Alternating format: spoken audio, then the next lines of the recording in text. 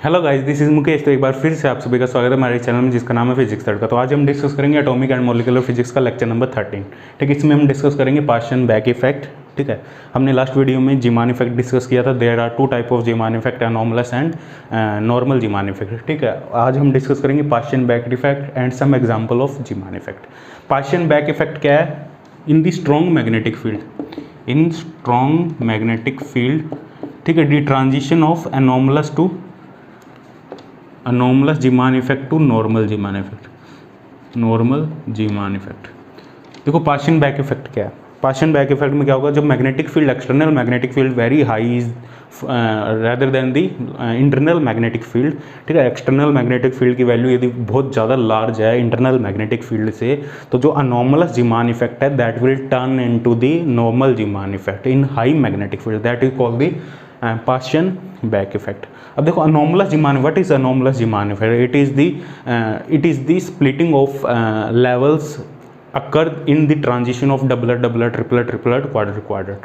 ठीक है, जो डबलर डबलर ट्रिपलर ट्रिपलर और क्वाड्रट क्वाड्रट में ट्रांजिशन हो रही है, ट्रांजिशन से जो हमें लाइंस मिलती है in magnetic field, that lines will further split into various parts. some parts are called the pi component and some parts are called the sigma component. The pi component, the electric field vector for the pi component is parallel to the magnetic field.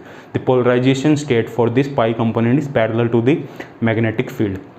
And in sigma component, the polarization of electric field is directly perpendicular to the magnetic field. That is the difference of the pi and sigma component. For the pi component, the selection rule are delta ml is equal to 0, and for sigma component, the selection rule we have is delta ml is equal to plus minus 1. Sorry, delta mj. For anomalous Zeeman effect, delta mj is equal to plus minus 1 for sigma component, and delta mj is equal to plus minus 1 for delta mj is equal to 0 for the pi component. ठीक है, तो ये है anomalous Zeeman effect। ये हमने discuss किया है anomalous Zeeman effect को प्रीवियस वीडियो में। जिन्होंने वीडियो नहीं देखी, पहले प्रीवियस वीडियो देखें, उसके बाद ये समझ आएगा, अदरवाइज़ ये समझ नहीं आएगा, बिल्कुल भी समझ नहीं आएगा यदि तुम्हें Zeeman effect के बारे में नॉलेज नहीं है। तो जाके पहले प्रीवियस वीडियो देखें। ठीक है, lecture number 12 atomic and molecular physics Zeeman effect. ठीक है, उसके बाद पार्शियल बैक इफेक्ट देखें। देखो हमने सिंपल केस से डिस्कस किया था, हम अनोमलस जीमान इफेक्ट को डबलेट डबलेट का केस लिया था हमने। दो लेवल्स थे हमारे पास। सोडियम एटम के लिए हमने डिस्कस किया था 2p 3/2 और 2p हाफ और 2s हाफ। इनमें जो दो टाइप की ट्रांजिशन थी, एक D1 लाइन, एक D2 लाइन। जब कोई भी फील्ड नहीं था, नो फील्ड, जब कोई भी फील्ड नहीं था तो सिर्फ दो ही ट्रांजिशन थी, D1 और दो ही लाइन मिल रही थी, D1 D2 लाइन। अब जब मैग्नेटिक फील्ड हमने अप्लाई किया तो ये जो लेवल्स है ये स्प्लिट हो गए। ये लेवल 4 पार्ट में स्प्लिट हो गया, ये 2 पार्ट में स्प्लिट हो गया, ये 2 पार्ट में स्प्लिट हो गया। यहाँ 4 लेवल आ गए थे हमारे पास। ठीक है, ये 2 लेवल्स आ गए थे हमारे पास, ये 2 लेवल्स आ गए थे हमारे पास। फिर हमने यहाँ पे सिलेक्शन रूल लगाया, delta M J equal to 0 plus minus 1। तो यहाँ से हमें जो D1 लाइन है ये 4 पार्ट्स में डिवाइड होके मिली हमें। 2 पाई कंपोनेंट थे, 2 सिग्मा कंपोनेंट थे। और जो D2 लाइन है वो 6 पार्ट में हमें मिली। 2 पाई कंपोनेंट थे, 4 सिग्मा कंपोनेंट थे, 2 पाई कंपोनेंट थे, यहाँ पे 2 पाई कंपोनेंट थे, 2 सिग्मा कंपोनेंट थे। ये हमने एनॉमलस जीमान इफेक्ट में डिस्कस किया इतना। ये केस था लो मैग्नेटिक फील्ड में। ठीक है, लो मैग्नेटिक फील्ड। लो मैग्नेटिक फील्ड की वजह से क्या हो रहा था, जो जीमान स्प्लिटिंग हो रही है, the anomalous Zeeman splitting, it is very less than this splitting. ये जो एक स्प्लिटिंग पहले से है लेवल्स में, देखो जो 2p लेवल है वो 2 पार्ट में पहले से स्प्लिट है, 2p हाफ और 2p 3/2। ये है स्पिन ऑर्बिट इंटरेक्शन की वजह से, इंटरनल मैग्नेटिक फील्ड की वजह से ये स्प्लिटिंग है, इंटरनल मैग्नेटिक फील्ड की वजह से। और ये जो स्प्लिटिंग हो रही है further, it is splitting due to external magnetic field that is very low compare to the internal magnetic field. तो ये जो स्प्लिटिंग हो गई it is very less than this splitting. ठीक है, ये जो स्प्लिटिंग है it is very less than this splitting. ठीक है, इसकी वजह से ये जो लाइंस है, ये D1 और D2 लाइन है, ये फर्दर स्प्लिट हो रही थी। लेकिन स्ट्रॉन्ग मैग्नेटिक फील्ड में क्या होगा, इन स्ट्रॉन्ग मैग्नेटिक फील्ड, देखो ये जो स्प्लिटिंग होगी स्ट्रॉन्ग मैग्नेटिक फील्ड में, ये जो स्प्लिटिंग होगी, ये जो लेवल्स की स्प्लिटिंग होगी, it is very high than this splitting. ठीक है, ये जो स्प्लिटिंग है 2p 3/2 में 4 पार्ट्स में डिवाइड हो रहा है, और जो 2p हाफ है वो 2 पार्ट्स में डिवाइड हो रहा है, 2p 3/2 और 2p हाफ। ये 2 पार्ट्स में डिवाइड हो रहा है, ये 4। ये जो स्प्लिटिंग है, ये जो डिफरेंस है, ये इससे काफ़ी ज़्यादा होगा। यहाँ कम दिख रहा है तुम्हें, पर इससे इस डिफरेंस से ये जो डिफरेंस है ये काफ़ी ज़्यादा हाई होगा हाई मैग्नेटिक फील्ड में। इससे क्या होगा, ये जो स्प्लिटिंग है ये लॉस्ट हो जाएगी। 2p 3/2 और 2p हाफ लेवल ऐसे लगेगा ये दोनों साथ में ही है, ये 2p लेवल ही बन जाएगा, दोनों कंबाइंड हो जाएंगे। इसका इफेक्ट ही हमें नहीं दिखेगा। जो इंटरनल मैग्नेटिक फील्ड की वजह से जो स्प्लिटिंग है वो हमें नज़र ही नहीं आएगी। हमें सिर्फ स्प्लिटिंग कौन सी नज़र आएगी, एक्सटर्नल मैग्नेटिक फील्ड की वजह से। तो ये लेवल्स है, ये कंबाइन होकर वापस 2p लेवल्स बन जाएगा, ठीक है। और 2p बन जाएगा मतलब LS इंटरेक्शन है वो रिमूव हो जाएगी यहाँ से। स्पिन ऑर्बिट इंटरेक्शन है दैट इज रिमूव्ड। एक्चुअल में रिमूव नहीं होगी लेकिन हमें विजिबल नहीं होगी। स्पिन ऑर्बिट इंटरेक्शन जो LS कपलिंग है या फाइन स्ट्रक्चर है, LS coupling that is remove due to spin orbit interaction. LS coupling remove होने का मतलब है जो L और S है they are no longer attached, वो अटैच नहीं होंगे अब दोनों। Independently they will precess around the magnetic field, ठीक है। देखो अनोमलस रीमान इफेक्ट में क्या हो रहा था, जो total angular momentum JL + S था ये कब तक वैलिड था, जब तक L और S में इंटरेक्शन थी। Total angular momentum it is the sum of total orbital angular momentum and the spin angular momentum. It is valid only when there is interaction between L and S. In strong magnetic field that we have taken, in strong magnetic field there is no interaction among the L and S.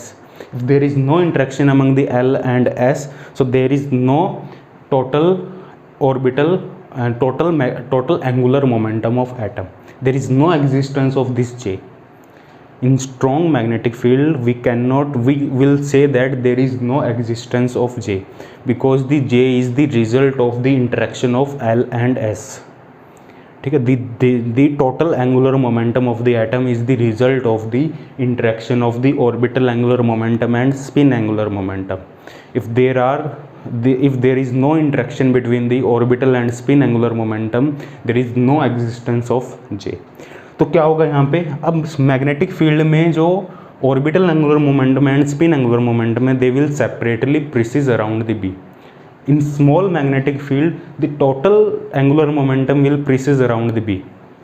देखो anomalous Zeeman effect में क्या था, इसको ध्यान से समझो, बहुत interesting है ये।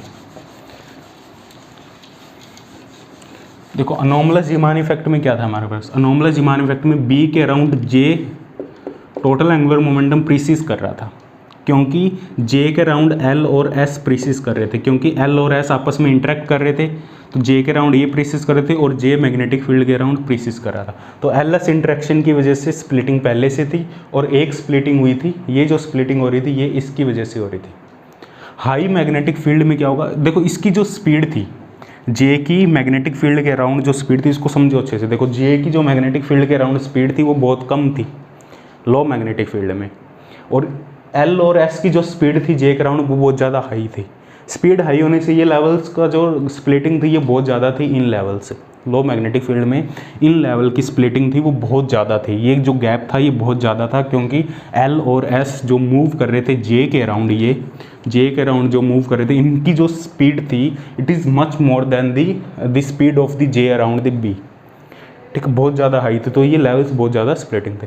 अब हाई मैग्नेटिक फील्ड में क्या होगा, high magnetic field, strong magnetic field, ये जो J है इसकी स्पीड बहुत ज़्यादा हाई हो जाएगी। हाई मैग्नेटिक फील्ड में जो टोटल एंगुलर मोमेंटम इसकी स्पीड बहुत ज़्यादा हाई हो जाएगी, तो इनकी स्पीड बहुत कम रह जाएगी, ठीक है। इसकी स्पीड J की स्पीड बहुत हाई होने से क्या होगा, जो L और S है ये आपस में डिकपल्ड हो जाएंगे, क्योंकि अब जो J है it will no longer be a constant. J अब कॉन्स्टेंट नहीं रहेगा मैग्नीट्यूड में। लो मैग्नेटिक फील्ड में J is constant in magnitude but direction is continuously changing around the magnetic field. But in strong magnetic field J is no longer be a constant quantity, so the L and S, the orbital angular momentum and the spin angular momentum will separately precede around the B. अब ये L और S है ये अलग से precis करेंगे, अब J का कोई एग्जिस्टेंस नहीं रहेगा। There is no existence of J. There is no existence of J. Why? Because J is the result of the interaction of the L and S. if there is no interaction between the L and S, so there is no existence of J.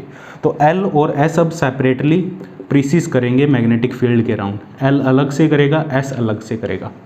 अब जो interaction energy होगी वो L और S अलग दोनों की वजह से होगी, अलग अलग।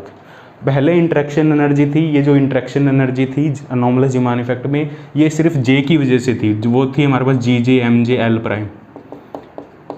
अब जो इंटरेक्शन एनर्जी होगी वो सेपरेटली L की वजह से और S की वजह से, दोनों की वजह से होगी, और जो टोटल इंटरेक्शन एनर्जी होगी it is the sum of the interaction energy from the orbital angular momentum and the interaction energy from the spin orbital angular momentum. ठीक है, इन दोनों की वजह से अलग अलग इंटरेक्शन एनर्जी होगी। ठीक है, तो हम बात करते हैं जो टोटल इंटरेक्शन एनर्जी, उनको फाइंड करते हैं। जो टोटल इंटरेक्शन एनर्जी अब किस पे डिपेंड कर रही है, और इन लेवल्स को, ये जो लेवल्स अब कंबाइन हो चुके हैं, 2S तो पहले ही एक ही था, ये लेवल सब कंबाइन हो चुका है। ठीक है, स्ट्रॉन्ग मैग्नेटिक फील्ड। अब हाई मैग्नेटिक फील्ड की वजह से ये 2p लेवल है वो स्प्लिट होगा, not due to LS coupling, due to external magnetic field.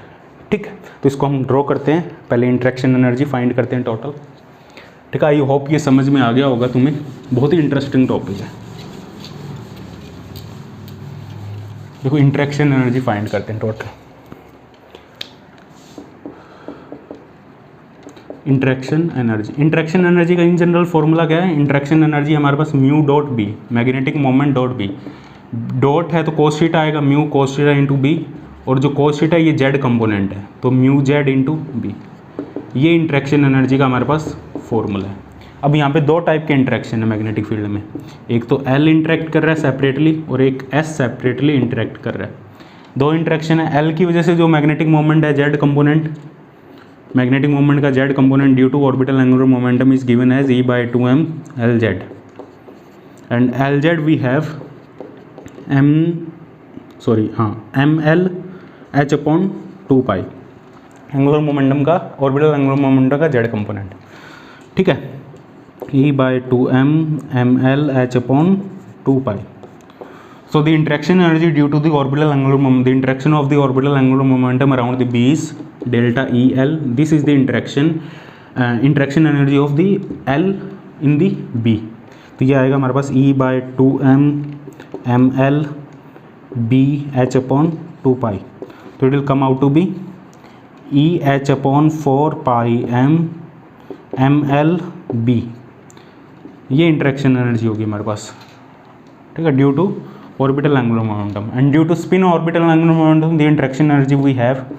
अब देखो स्पिन एंगुलर मोमेंटम में जो मैग्नेटिक मोमेंट होगा mu S Z, the Z component of magnetic moment is the just the double of the orbital angular momentum, 2 into E/2m, ये हमें पता है vector model से, इंटू एस जेड, और S Z हमें पता है क्या है, MS h/2π, MS h बार या MS h/2π, तो ये आएगा 2 into E/2m MS h/2π।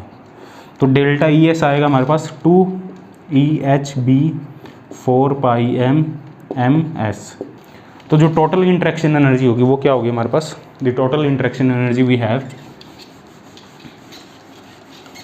The total interaction energy delta E L plus delta ES, तो it will come out to be it is ml plus 2ms EH/4π mb। ठीक है, ये total interaction energy. तो term shift क्या होगी, इसको HC से divide कर देंगे, ये टर्म शिफ्ट आ जाएगी हमारे पास, तो ये HC से डिवाइड, H से H कैंसिल हो जाएगा, तो ml प्लस 2ms ये आएगा हमारे पास EB/4π mc। It is Lorentz unit that we have discuss in the previous video. ठीक है, ml plus 2ms L prime is Lorentz unit. That is the term shift in the levels due to strong magnetic field. There is separate interaction of the orbital angular momentum and spin orbital angular momentum in the magnetic field. Due to there is term shift ml plus 2s L prime. L prime is the Lorentz unit. तो अब draw करते हैं, now we have to draw the levels, how they are splitting in how many number they are splitting, कितने parts में वो splits हो रहे हैं। ठीक है, कितने नंबर्स है, कितने हमारे पास टोटल नंबर कितने होंगे स्प्लिटिंग के। ठीक है, इनको हम ड्रॉ करते हैं। ठीक है, इनफैक्ट वो जे पे डिपेंड कर रहा था, लेकिन जे का अब कोई एग्जिस्टेंस नहीं है स्ट्रॉन्ग मैग्नेटिक फील्ड की वजह से। तो अब जो डिपेंड कर रहा है वो सिर्फ एम एल और एम एस पे सेपरेटली डिपेंड कर रहा है। तो अब जो लेवल्स है डबलेट डबलेट हमारे पास ये डायरेक्ट 2p लेवल और 2s लेवल है। अब 2p 3/2 2p हाफ नहीं लिखेंगे हम, क्योंकि एल और एस में अब इंट्रैक्शन नहीं है। वैसे इंट्रैक्शन है लेकिन बहुत ही माइन्यूट है, वो हमें दिखेगी नहीं, नज़र नहीं आएगी। ऐसे नहीं है उसको हमने नेगलेक्ट कर दिया। एल और एस में इंट्रैक्शन है, experimentally there is interaction between L and S, लेकिन वो हमें नज़र नहीं आएगी क्योंकि एक्सटर्नल मैग्नेटिक फील्ड की वजह से जो इंट्रैक्शन है वो काफ़ी लार्ज हो चुकी है। एल और एस है वो खुद मैग्नेटिक फील्ड से इंटरेक्ट करने लग गए हैं, ठीक है। वो आपस में इंटरेक्ट करने की बजाय मैग्नेटिक फील्ड से स्ट्रॉन्ग इंटरेक्शन उनकी हो चुकी है, ठीक है। इसलिए जे का एग्जिस्टेंस ख़त्म हो गया है, ठीक है। देखो ये बी था, इसको अच्छे से समझो, नहीं समझ आया होगा अभी भी तुम्हें ये एल एस। अब देखो जे के अराउंड, ये जे था, जे के अराउंड एल और एस मूव कर रहे थे, जे के अराउंड, और जो जे है वो बी के अराउंड मूव कर रहा था weak magnetic field. Weak magnetic field में एल और एस का बी के साथ जो इंटरेक्शन था, एल और एस का बी के साथ जो इंटरेक्शन था वो बहुत ही कम था, लेस मैग्नेटिक फील्ड में। हाई मैग्नेटिक फील्ड में एल और एस का बी के साथ इंटरेक्शन बहुत ज़्यादा हो गया। तो जे है वो it is no longer be a constant number, it is no longer be a term symbol for the atom, term symbol for the energy states, ठीक है। अब जे चेंज हो रहा है टाइम के साथ। अब इसको हम एक गुड क्वांटम नंबर नहीं कह सकते because it is changing in magnitude, ठीक है। अब ये गुड क्वांटम नंबर नहीं है, अब गुड क्वांटम नंबर हमारे पास एम एल और एम एस है, ठीक है। तो हमारे पास जो टोटल डेल्टा टी है वो है M L plus 2ms L prime. अब देखो पहले 2p लेवल्स कितने पार्ट में स्प्लिट होगा, देखो 2p लेवल्स के लिए हमारे पास ml है 1 0 -1, ms है half minus half, ml plus 2ms कितना होगा, ml है 1 0 -1, ms है half minus half, ml plus 2ms कितना होगा, ml प्लस 2ms होगा जब 1 है, ये जब 1 है ये हाफ है तो ये होगा 2 0, ठीक है। ml प्लस 2ms होगा 2 0। जब ये 1 है ये माइनस, देखो ये 1 और हाफ है तो 2 होगा, 1 और माइनस हाफ है तो 0 होगा, 0 और हाफ है और 0 और माइनस हाफ है तो ये +1 और -1 होगा, -1 और हाफ है तो ये -2 और 0 और -2 होगा, ठीक है। ये टोटल 6 लेवल्स आएंगे हमारे पास, 6 2 0 1 -1 0 -2, तो टोटल 6 पार्ट्स में स्प्लिट होगा। और 2s लेवल, 2s के लिए ml की वैल्यू है 0 और ms की वैल्यू है हाफ माइनस हाफ, तो ये +-1। 2s लेवल 2 पार्ट्स में स्प्लिट होगा, जो 2s लेवल है it will split into 2 part. इसके लिए ml की वैल्यू होगी हमारे पास +-1 1 और -1। और जो 2p लेवल है it will split into 6 part, 2 0 1 -1 0 -2, ठीक है। तो जो 2p लेवल है वो 6 पार्ट में स्प्लिट होगा। ये 2 लेवल कोइंसाइड होंगे,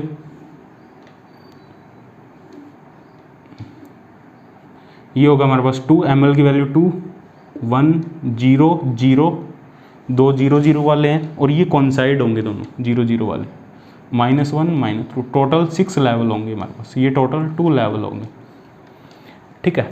0 0 देखो 0 0 एनर्जी स्टेट अलग अलग है लेकिन एनर्जी सेम है, डीजनरेट लेवल है ये, ठीक है। स्टेट अलग अलग है इलेक्ट्रॉन की, देखो स्टेट कैसे अलग अलग है, यहाँ 0 आ रहा है ml की वैल्यू 1 और ms हाफ है, ms माइनस हाफ है, और यहाँ 0 आ रहा है ml की वैल्यू -1 है और ms प्लस हाफ है, तो स्टेट तो अलग अलग है ना, ml 1 और ms माइनस हाफ, या ml -1 और ml-1 और ms हाफ, इन दोनों के लिए ml प्लस 2ms 0 आ रहा है, लेकिन दोनों स्टेट तो अलग अलग है ना, स्टेट अलग अलग है लेकिन एनर्जी सेम है दोनों की, लेकिन स्टेट आर डिफरेंट, ठीक है, स्टेट अलग अलग है। तो टोटल 6 लेवल्स होंगे हमारे पास और टोटल 2 लेवल्स ही होंगे, तो टोटल 6 लेवल्स है। इनका एक इन जनरल भी फॉर्मूला है 4l + 2, 4l + 2 भी टोटल इन जनरल फॉर्मूला है। टोटल लेवल्स कितने होंगे, p की वैल्यू 1 है, l की वैल्यू 1 है, तो l की वैल्यू p के लिए 1 है तो 4 + 2 6, s की वैल्यू 0 है तो ओनली 2, तो ये इन जनरल फॉर्मूला 4l+2। ठीक है, अब देखो इनमें ट्रांजिशन कैसे होगा। जो ट्रांजिशन रूल है वो वही है, डेल्टा एम एल 0 ±1 और delta M S 0। Delta M S 0 होगा, डेल्टा एम एल 0 ±1 होगा। ठीक है, तो -1 होगा सिग्मा ट्रांजिशन, +1 होगा वो भी सिग्मा ट्रांजिशन, और डेल्टा एम एल 0 होगा पाई ट्रांजिशन। अब यहाँ पे देखो जो एम एस की वैल्यू होगी, ये तो M L plus M S की वैल्यू है हमारे पास, एम एल प्लस ये है एम एल की वैल्यू, एम एस की वैल्यू होगी हाफ हाफ हाफ, इनमें तीनों में होगी -1/2 -1/2 -1/2, ये एम एस की वैल्यू होगी, हाफ हाफ हाफ -1/2 -1/2 -1/2, ये एम एस की वैल्यू होगी। यहाँ पे होगी हाफ और -1/2, एम एस होना चाहिए डेल्टा एम एस 0।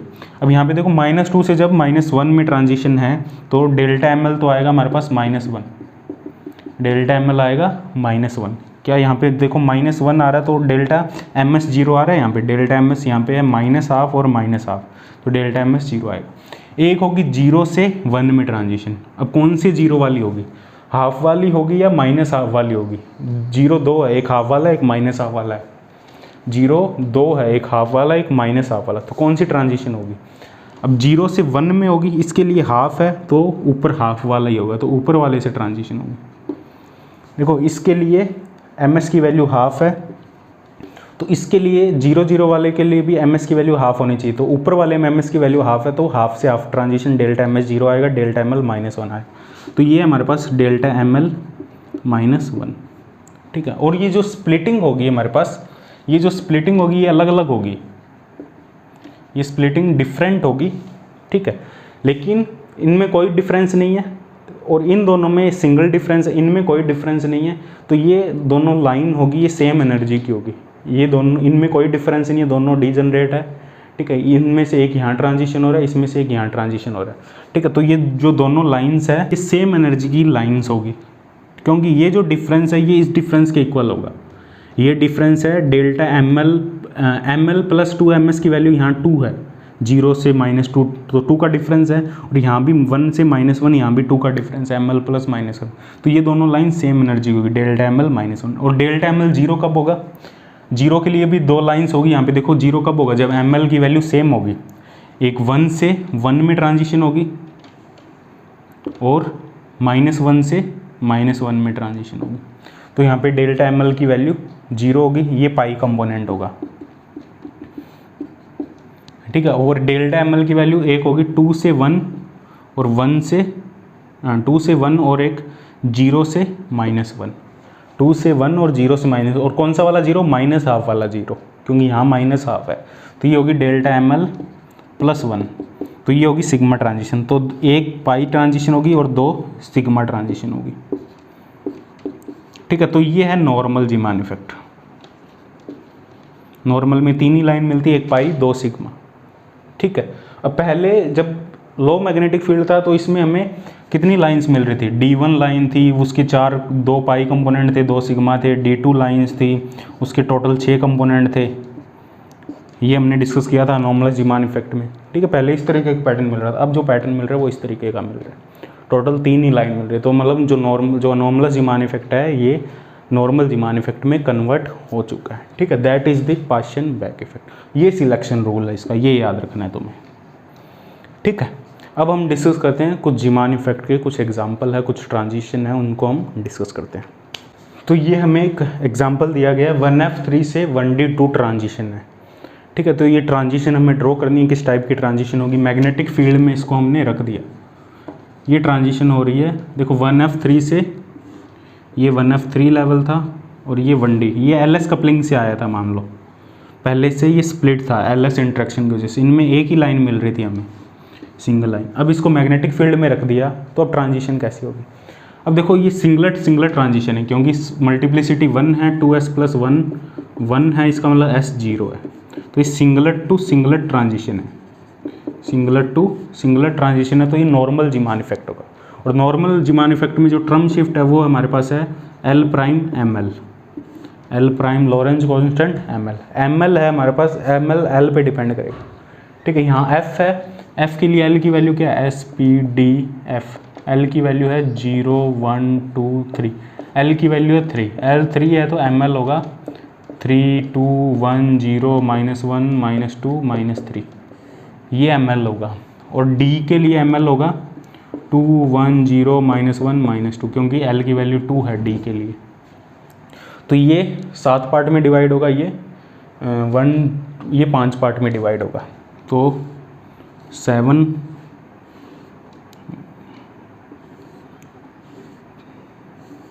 1 2 3 4 5 6 7, तो 3 2 1 0 -1 -2 -3, ये है 1f3। और 1d 2 होगा 5 पार्ट में डिवाइड।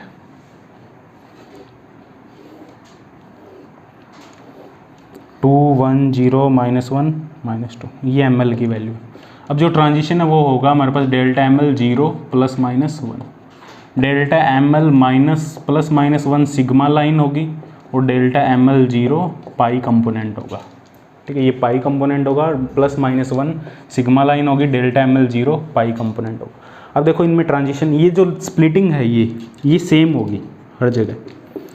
नॉर्मल में ये सेम हो गया, नॉर्मलस में अलग अलग हो सकती है, नॉर्मल में सेम हो गया। नॉर्मलस में अलग अलग क्यों हो सकती है? क्योंकि वहाँ जीजे फैक्टर आ जाता है और जीजे की वैल्यू अलग अलग होती है।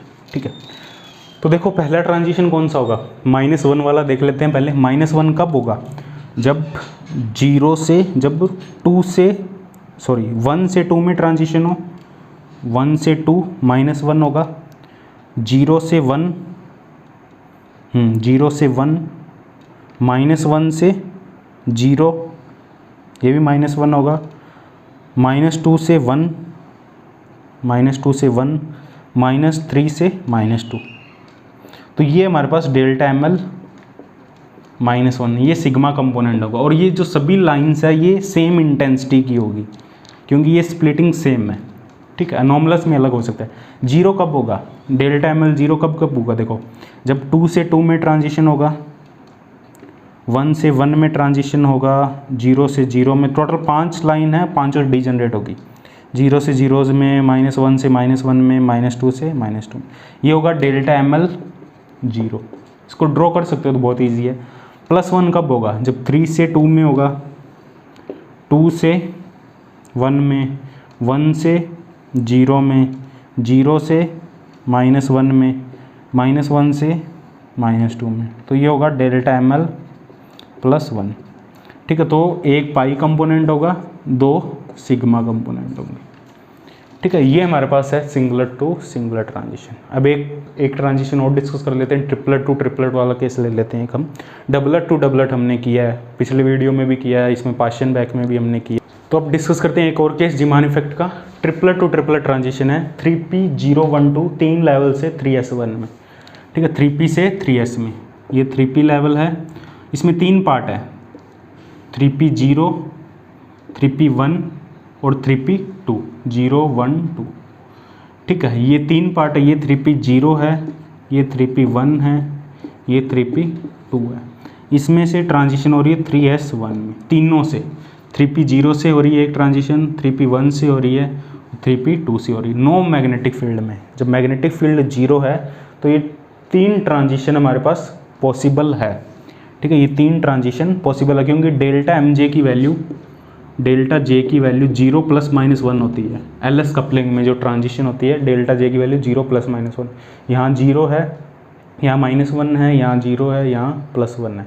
ये 3 लाइंस मिल रही है हमें नो फील्ड में, जब कोई भी फील्ड नहीं है। ठीक है, नो फील्ड में 3 लाइन मिल रही है और तीनों की इंटेंसिटी अलग अलग है। अब जब मैग्नेटिक फील्ड में इसको रखेंगे तब इन ट्रांजिशन कैसी होगी? देखो मैग्नेटिक फील्ड में रखने से ये जो लेवल्स है 3p0, पहले हम बात करते हैं, इसको मान लेते हैं फर्स्ट लाइन, इसको मान लेते हैं सेकंड लाइन, इसको मान लेते हैं थर्ड लाइन। जो फर्स्ट लाइन है पहले वो देखते हैं कितने पार्ट में स्प्लिट होगी, सेकंड कितने में होगी, थर्ड कितने में होगी। फर्स्ट लाइन क्या है? 3p0 से 3s1। 3p0 कितने पार्ट्स में स्प्लिट होगा? वो एनोमलस जीमान इफेक्ट है, क्योंकि ट्रिपलेट टू ट्रिपलेट ट्रांजिशन है, ट्रिपलेट टू ट्रिपलेट ट्रांजिशन है, तो एनोमलस जीमान इफेक्ट। और हमें पता है ये डिवाइड होगा mj के हिसाब से। ठीक है, जो डिवीज़न है डेल्टा t वो आता है gj mj और l प्राइम, और यहाँ पे जो gj है लैंडेज फैक्टर वो है 1 + j + 1 plus S, S plus 1 minus L, L plus 1 upon 2j, j plus 1, ये जी जे की वैल्यू है। अब देखो जो 3p लेवल है, 3p0 ये तो सिंगल ही रहेगा क्योंकि j की वैल्यू 0 है, तो mj की वैल्यू भी 0 होगी। j की वैल्यू 0 है, mj की वैल्यू 0 है, mj की वैल्यू 0 है, j की वैल्यू 0 है, s की वैल्यू यहाँ पे 1 है, 3p के लिए s की वैल्यू 1 है, l की वैल्यू 1 है, तो ये दोनों कैंसिल हो जाएंगे, तो जो gj आएगा वो 1 आएगा। ठीक है, 1 प्लस j की वैल्यू हमारे पास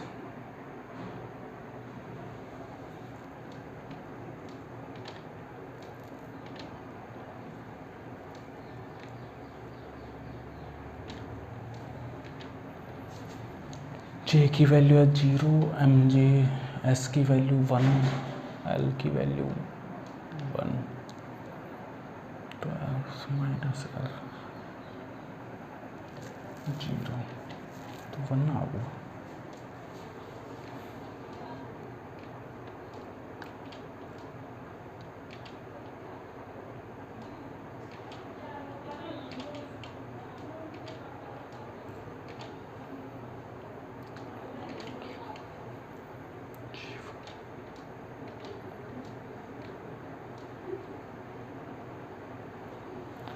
तो जी जे आएगा 1, एम जे 0, तो जो टोटल जी जे इंटू एम जे है वो हमारे पास है 0, तो ये लेवल स्प्लिट नहीं होगा, ये 3p0 ही रहेगा हमारे पास।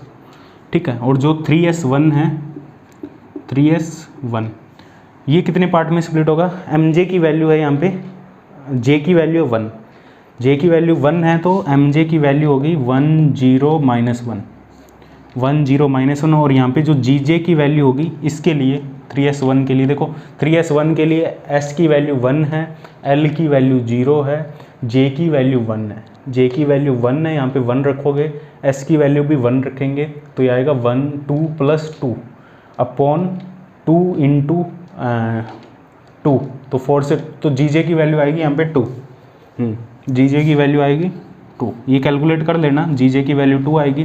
तो ये जो लेवल्स है ये स्प्लिट होगा, जी जे इंटू एम जे क्या होगा, जी जे इंटू एम जे होगा 2 0 माइनस 2, तो ये 3 पार्ट्स में स्प्लिट होगा। एम जे होगा हमारे पास 1 0 माइनस 1, और जी जे इंटू एम जे होगा 2 0 माइनस 2। अब यहाँ पे जो ट्रांजिशन होगी 3p0 से 3s1 में, ट्रांजिशन कैसे होगी? देखो जो डेल्टा एम जे है वो होना चाहिए 0 plus minus 1, delta M J होना चाहिए 0 प्लस माइनस 1। ठीक है, इसमें एक और कंडीशन है, जे एम जे 0 से 0 ट्रांजिशन पॉसिबल नहीं होगी यदि डेल्टा जे 0 है। यदि डेल्टा जे 0 है तो 0 से जो 0 वाले ट्रांजिशन है इट इज़ फॉरबिडन। जो पाई कंपोनेंट है, यदि दोनों में जे की वैल्यू, यहाँ तो जे की वैल्यू चलो अलग अलग है 0 और 1, यहाँ ऐसा नहीं होगा, लेकिन जहाँ जे की वैल्यू सेम है वहाँ 0 से 0 ट्रांजिशन नहीं होगी, इसको भी तुम्हें ध्यान रखना है, ये फॉरबिडन होगा, ये याद रखना है। ठीक है, तो यहाँ पे ट्रांजिशन कौन सी होगी? देखो -1, पहले -1 कब आएगा? जब 0 से, यहाँ पे एम जे की वैल्यू है 0, तो 0 से 1 में ट्रांजिशन -1 आएगा, 0 से 0 में ट्रांजिशन 0 आएगा, 0 से -1 में ट्रांजिशन +1 आएगा, तो ये पाई कंपोनेंट होगा, ये 2 सिग्मा कंपोनेंट होंगे। ठीक है, तो 3p0 से 3s1 3 पार्ट्स में स्प्लिट होगा, एक पाई कंपोनेंट, 2 सिग्मा कंपोनेंट। ठीक है, तो ये जो लाइन है ये 3 पार्ट में स्प्लिट हो जाएगी, फर्स्ट लाइन 3 पार्ट में स्प्लिट होगी। अब हम बात करते हैं सेकंड लाइन की। सेकंड लाइन कौन सी है? 3p1 से 3s1 में, यहाँ 3p1 आ जाएगा अब। ठीक है, 3p1 से 3s1, इसको डिस्कस करते हैं हम।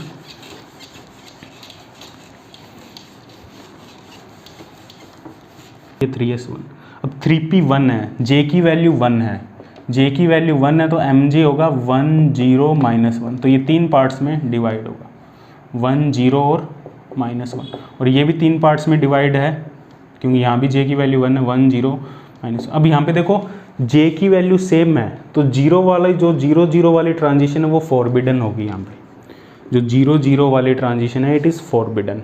ठीक है, क्योंकि j की वैल्यू सेम है, तो यहाँ पे ट्रांजिशन कौन कौन सी पॉसिबल होगी, यहाँ पे जी जे की वैल्यू निकाल लेना तुम, 3/2 आएगी, जी जे की वैल्यू दोनों केस में 3/2 आएगी, ठीक है। इसमें आएगी 2, इसमें आएगी 3/2, इसमें जो जी जे की वैल्यू आएगी वो आएगी 3/2, इसमें आएगी 2, ठीक है। फिर जे इंटू जी जे लिख लेना वो।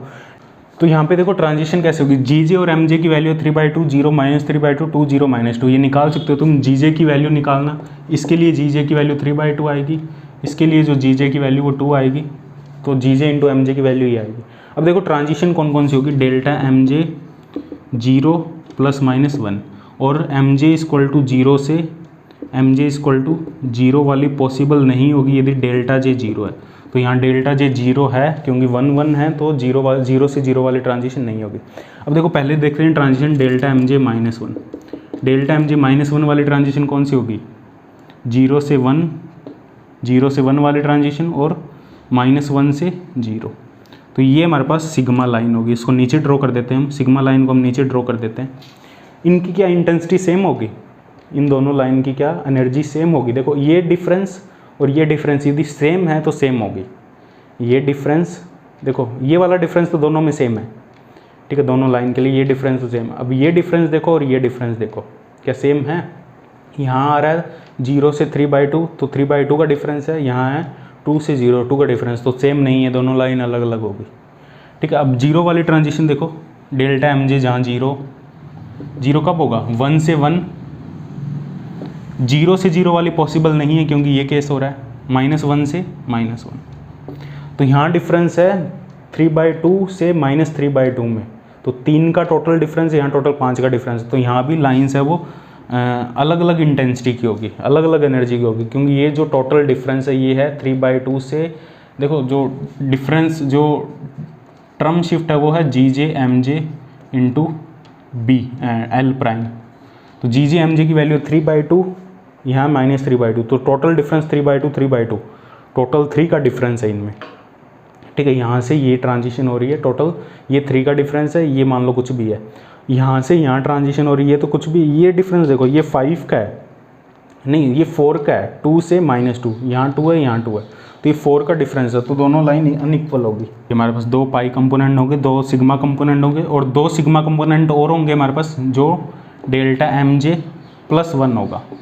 डेल्टा एम जे +1 कब होगा, देखो जब 1 से 0 में और 0 से -1 में, ये भी डिफरेंस अलग अलग होगा, तो 2 सिग्मा लाइन होगी, ठीक है, 4 सिग्मा होगी, 2 पाई होगी और सभी अलग अलग एनर्जी की होगी, ठीक है। तो ऐसे एनर्जी तुम पता लगा सकते हो डिफरेंस यदि तुम्हें पता हो। अब हम बात करते हैं, ये जो लाइन है ये टोटल 2 पाई कंपोनेंट में और 2 सिग्मा कंपोनेंट, मतलब टोटल 6 कंपोनेंट में डिवाइड होगी। इसमें 2 पाई ड्रॉ कर देते हैं, 2 सिग्मा और 2 सिग्मा, तो ये टोटल 6 में, ये टोटल 3 में, ठीक है। अब ये देखते हैं जो थर्ड लाइन है ये कितने में डिवाइड होगी। तो अब बात करते हैं हम 3p2 से 3s1 में ट्रांजिशन। ये देखो यहाँ पे जो j की वैल्यू होगी एम जे की 2 1 0 -1 -2, यहाँ पे होगी 1 0 -1, तो यहाँ पे जी जे इंटू एम जे, जी जे की वैल्यू 3/2 होगी, इसके लिए फाइंड कर सकते हो, इसके लिए 2 है हमें पता है, तो ये जी जे इंटू एम जे की वैल्यू 3/2 0 -3/2 3 2 0 -2, ये हमें पता है। इनके बीच में डिफरेंस 2 का है, इनके बीच में डिफरेंस सभी के बीच में 3/2 का है, सभी के बीच में डिफरेंस 3/2 का है, तो इंटेंसिटी अलग अलग होने वाली है पता है। अब देखो डेल्टा एम जे -1 कब होगा, -1 कहाँ होगा, जब 0 से 1 में ट्रांजिशन हो, -1 से 0 में हो और -2 से 1 में हो, तो ये होगा, ये तीनों अलग अलग इंटेंसिटी की होगी, ठीक है। यहाँ जो ये डिफरेंस मान लो E मान लो, इसको E ले लो, तो ये डिफरेंस है 1, ये डिफरेंस है 3/2, ये 3/2 3, तो 3 + E का डिफरेंस है, 3 + E का फर्स्ट लाइन में। सेकंड लाइन देखो 3/2 और 2, 3/2 और 2, तो 3/2 और 2 का कितना होगा, 2 + 3/2, तो ये होगा 2 + 3/2, तो 7/2 + E का डिफरेंस है ये, तो दोनों लाइन जो तीनों लाइन है उनमें एनर्जी डिफरेंस अलग अलग होगा, वो यहाँ से तुम प्रेडिक्ट कर सकते हो। तो सबसे लोवेस्ट होगी, फिर मैक्सिमम होगी, फिर मैक्सिमम, ये 3 सिग्मा कंपोनेंट होंगे, डेल्टा एम जे -1, ये सबसे कम एनर्जी होगी, ये फिर मैक्सिमम, फिर ये सबसे ज़्यादा एनर्जी होगी, ठीक है। अब देखो, अब डेल्टा एम जी जीरो कब होगा, जब 1 से 1 में ट्रांजिशन हो, 1 से 1 में, 0 से 0 में पॉसिबल होगा यहाँ पे, क्योंकि डेल्टा जे की वैल्यू +1 है, तो 0 से 0 भी पॉसिबल होगा, फॉरबिडन नहीं होगा, -1 से -1। तो ये कंपोनेंट भी तीनों अलग अलग होंगे, ठीक है। इनको देख सकते हो कौन सी एनर्जी ज़्यादा होगी कम होगी। तो अब फिर आ जाता है 0 से 1, -1 से 0, -2 से -1। तो ये भी तीनों अलग अलग होंगे, तो टोटल 9 कंपोनेंट होंगे। तो ये जो लाइन है ये 9 पार्ट में डिवाइड होगी, 3 3 3, टोटल 9 पार्ट में। तो ये 9 6 15 और 3 18, टोटल 18 पार्ट में ये लाइन डिवाइड होगी। इतना डीप नहीं पूछेंगे तुमसे, बस तुम्हें प्रैक्टिस के लिए करवाया है ये। इतना सिंगलेट पूछ सकते हैं, ट्रिपल में एक आधा केस पूछ सकते हैं, मतलब एक सिंगल ट्रांजिशन पूछ सकते हैं तुमसे, ठीक है। तो ये है हमारे पास जीमान इफेक्ट के एग्जाम। तो नेक्स्ट वीडियो में हम डिस्कस करेंगे, नेक्स्ट लेक्चर में हम डिस्कस करेंगे क्वेश्चंस न्यूमेरिकल्स प्रीवियस ईयर वाले जो जीमान इफेक्ट में पूछे गए हैं और पार्शियल बैक इफेक्ट में पूछे गए हैं, ठीक है।